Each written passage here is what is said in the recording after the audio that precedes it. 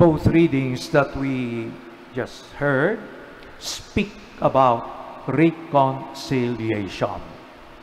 The first reading from the prophet Ezekiel. It's not the way of the Lord just to punish people. No. He always seeks reconciliation. In fact, He takes the first step that we, man, who have sinned, who have turned away from Him, will be reconciled to Him. So the prophet Ezekiel gives a concrete example how God is after our salvation, how God cares when we sin. Even when a sinner realizes that he has done something evil, something horrendous, then he repents. God is indeed very pleased and very happy, for He will embrace life.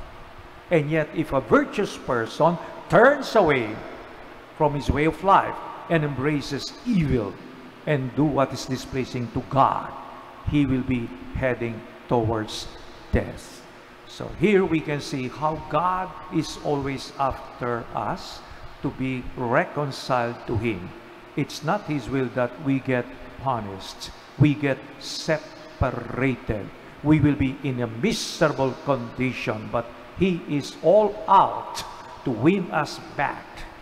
And then He is there to give us life, peace, and joy. That is the fruit of communion with Him. In the Gospel, again, Jesus points out what's important is not our feelings.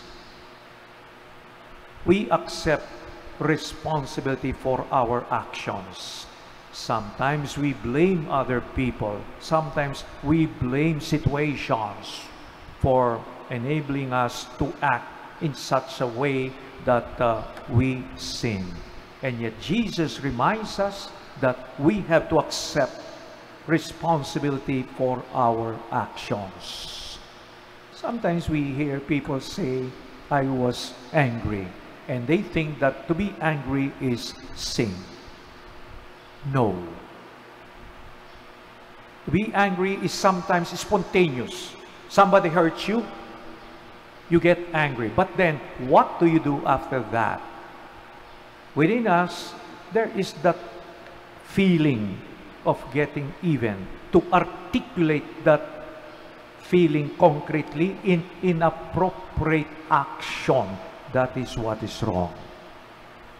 But when you talk of feeling, jealousy, those are spontaneous. It's when what you do, how you handle the situation is what counts. So, as I said, we have to watch out how we articulate our feelings. Once they come out in an appropriate manner, then that is what is sinful. So, distinction po yun, feelings, they come out spontaneously.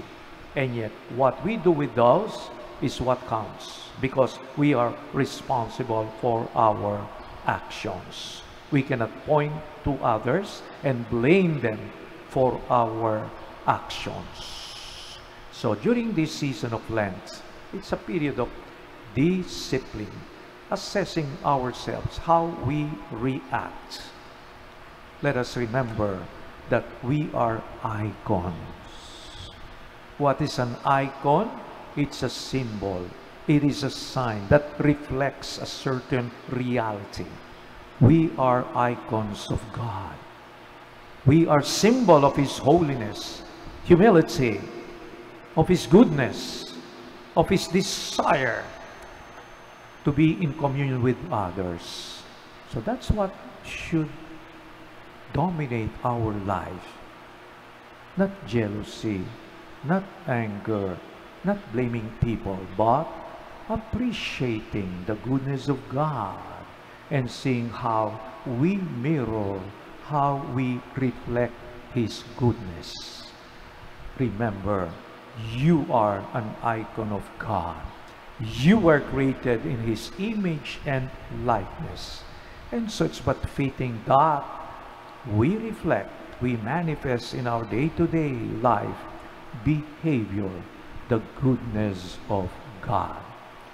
Hopefully, may this Lenten season make us, at the end, better icons of God. Amen.